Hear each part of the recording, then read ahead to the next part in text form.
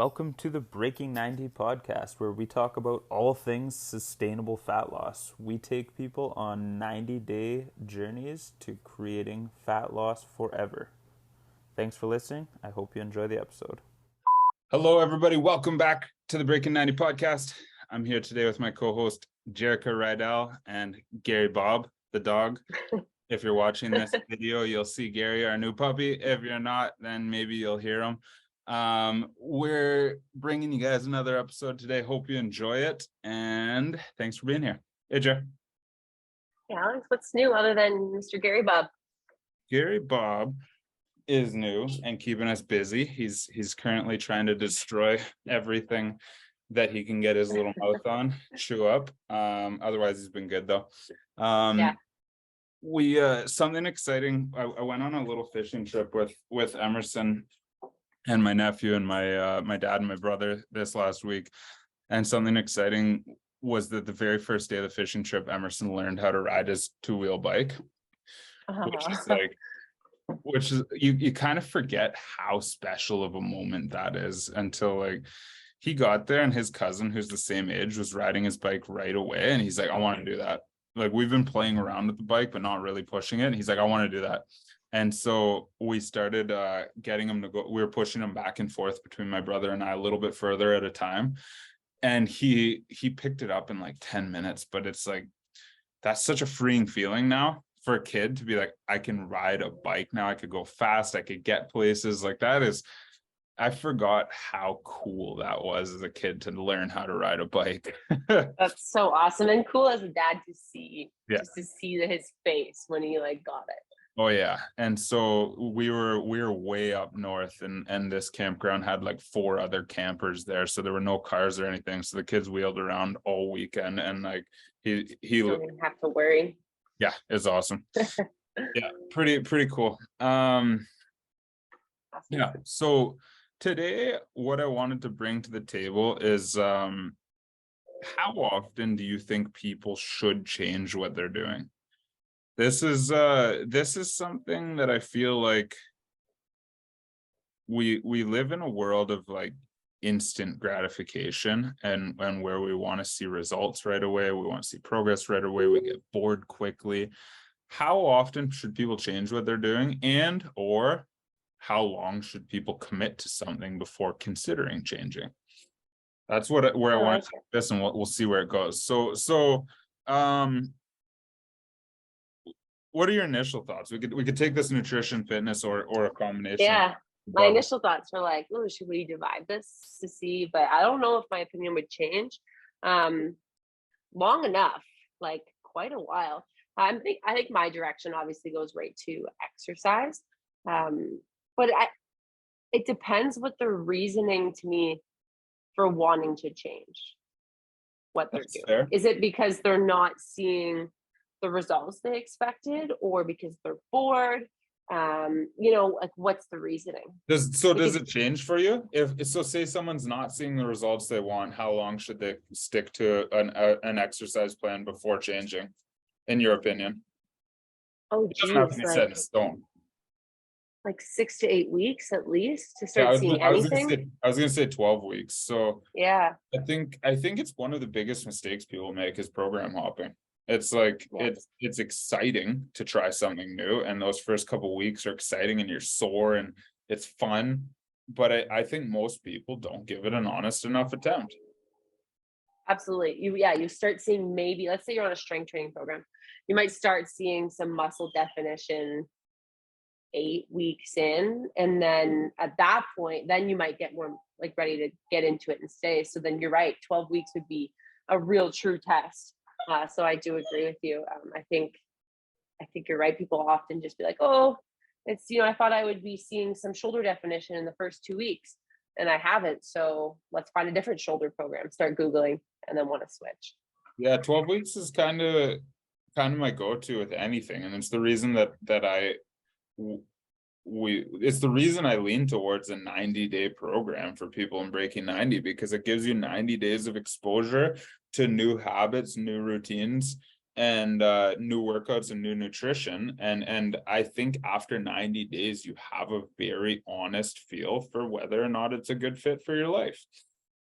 I think we were so like designed to believe that 21 days is how long it takes to form a habit. 21, like I don't know if that number to you, for me, it just comes to mind when I'm growing up. Everyone's like, oh, wait, 21 days and you'll have a new habit, or whatever it is, if you're struggling getting to the gym or creating better nutritional habits. And that is not enough time to really, in my opinion. And when I tell all our clients that, you definitely, that's why I agree. And I push with the 90 days as well. But to change your lifestyle, it doesn't just take 3 weeks. How long have you been working out? How many years? Started when I was like maybe 17, so 11 years. Just a baby.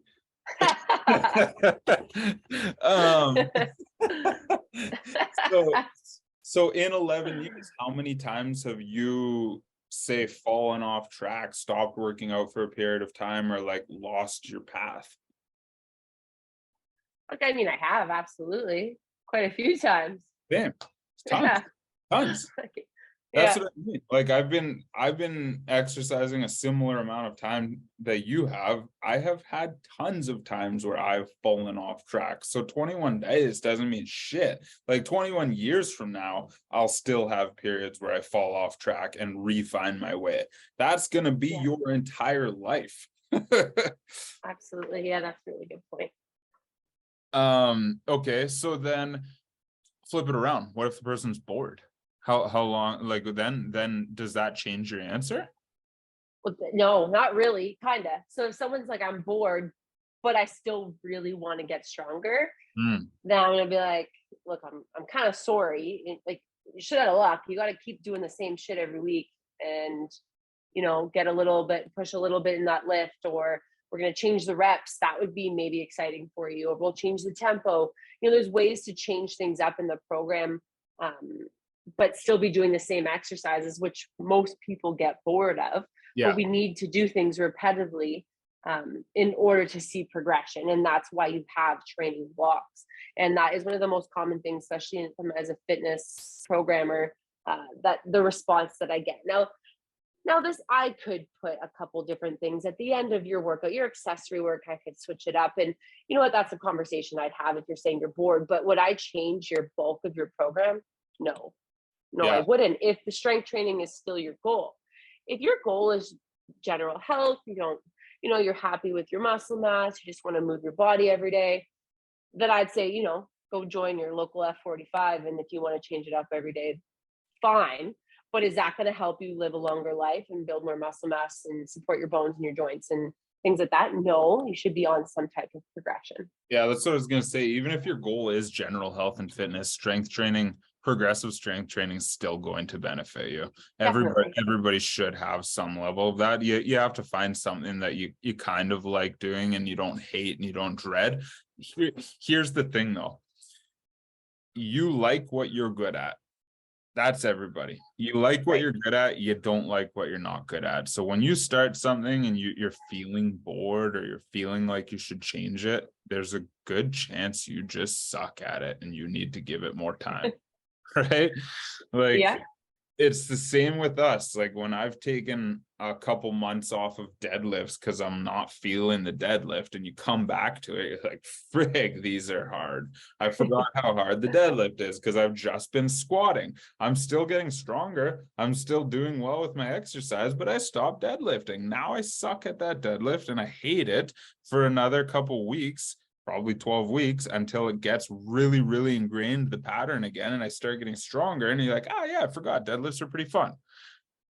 Absolutely. And it's when the client gets a win in that program, then they're like, oh, maybe I am not bored, or maybe I am liking this program. Right. So, and sometimes to get those wins in quotations, can take a long time. Like you're saying with the deadlift situation, you might not be back to where you were deadlifting till week 10.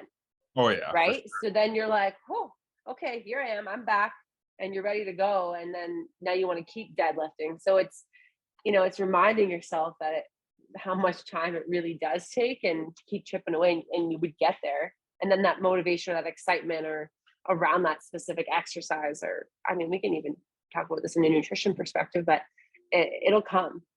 Well, now think about this from like the extreme perspective. So like 75 hard. 75 days, you're doing like 2 workouts and you're following all these really strict guidelines. So that falls short of our 12 weeks. And most people don't make it to the end of 75 hard because it's too hard. It's too hard, honestly. But the goal is to not even make it to 12 weeks. The goal is to like beat the shit out of myself for 75 days and then stop doing it. Like what is that possibly teaching you? So when we say you should try something for 12 weeks, you have to at least be able to do it. So when you set a goal, okay, I'm going to do this for at least 12 weeks, and then I'm going to decide what from this experience I want to continue doing for life, and what from this experience isn't a good fit for me. So if you're going to try anything new, exercise or nutrition, you're going to join a new gym, give it 3 months. Like sign up for 3 months at least. You're not going to get a true experience. Your first month, you're going to be sore at that new gym. You're not going to know people. The community is not there. Like there's so many variables will change as that starts to become part of your routine. And then 12 weeks later, you might say, I really love this part and I really hate this part, and I'm going to move forward with that. And that's okay. You gave it an honest attempt. What are your thoughts on that? Anything? I was just thinking, like, if you said, it just takes you some time to get used to things. Well, how many times you start something and then week 3 or week 4, all of a sudden company comes over for a week, your routine's thrown out the window, or, you get invited to something over the weekend and you miss this workout that you swore you were going to do for the month because you paid for 1 month only. It's like, if you gave yourself 90 days or even more to create what's more realistic and more sustainable, okay, maybe 3 days a week for 3 months versus every single day for the 1 month to get my money's worth. It's like, what are you really learning from each one, and what's going to get you to where you want to be? Well, the one that's holding you consistent, like the one that you're showing up consistently for the 3 months plus versus the one that you're going all out intense for. And we've talked about consistency over intensity time and time again. One of the questions I ask people often when they're considering breaking 90 is, what have you tried in the past? And then they list off everything they've tried from a nutrition standpoint, everything they've tried from an exercise standpoint. And I say, what's worked well for you and what hasn't? And most people will say that almost all of it didn't work well for them. But the thing is, I actually never considered this. How many of those things did you try for at least 12 weeks would be an interesting factor, because I would say most of these diets you listeners have tried, you haven't done for 12 weeks. And the reason is not your fault. The reason is that they are not designed sustainably.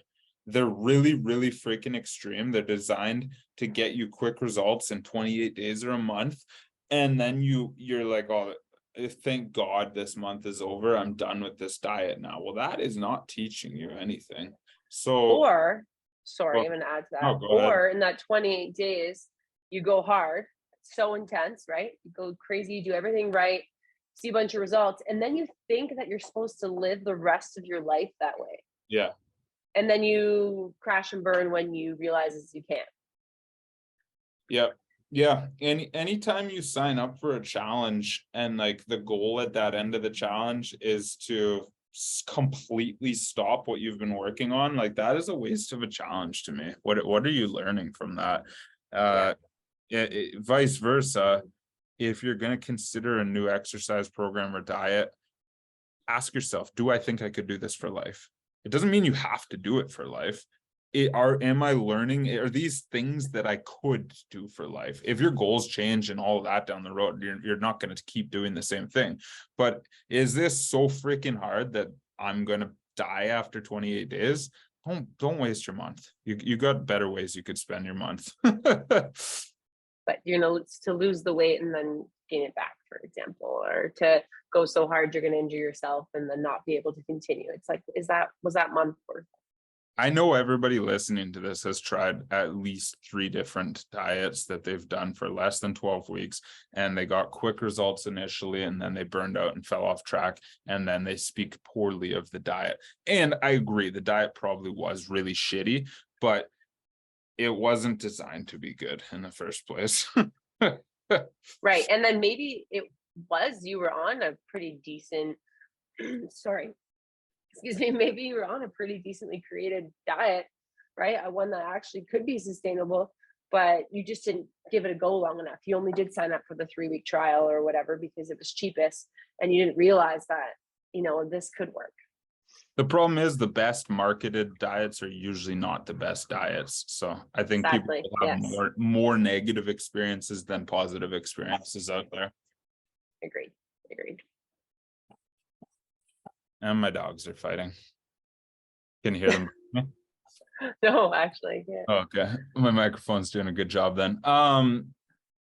Yeah, that's it. That's it for me. Program hopping in the gym is a waste of your time, and diet hopping is a waste of time. Instead of looking for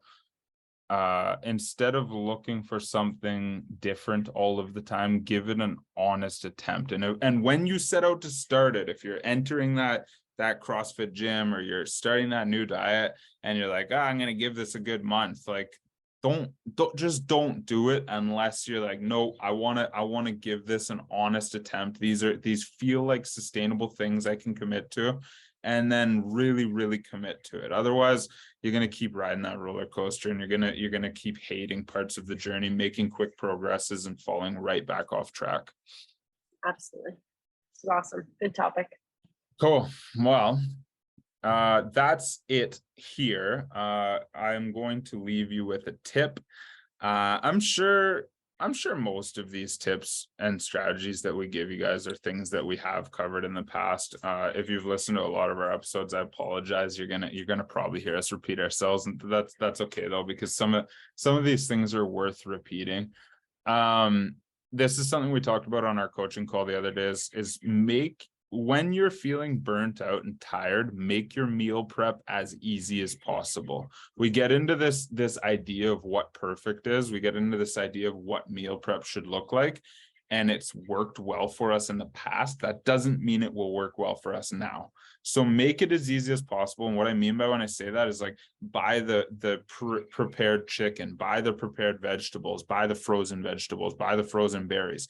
Toss things together that don't normally create a full meal, but they still are in line with your nutrition goals. Make your meal prep as easy as possible when you're feeling burnt out, and then you can get more creative. You can go more intense when you're feeling motivated, but don't always expect your meal prep to be as beautiful and kick ass as a time when you were super motivated, because it's not realistic. I love that one. That's what I said on the coaching call. I was like, the other day my meal was the pre-cooked oven roasted chicken from the grocery store, a cucumber literally just cut in half, and I do I that ate it all like the time.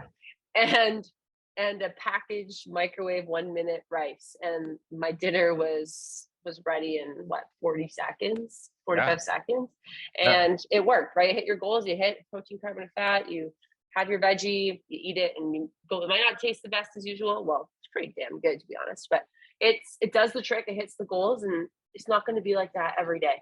And honestly, like, if I buy a bag of chopped broccoli from Costco, I will eat the whole bag. If I buy a head of broccoli from the grocery store, there's a good chance I'm throwing out a rotten piece of broccoli 2 weeks later. Right? Like, yeah, it's just convenience, right? Yeah, keep it simple. Keep it simple. Yeah. Awesome. Well, thank you guys for being here. Thank you for listening. If you have any questions, make sure you shoot us a message, and wherever you're listening, make sure you rate it, review it, leave a comment. We appreciate all of the feedback.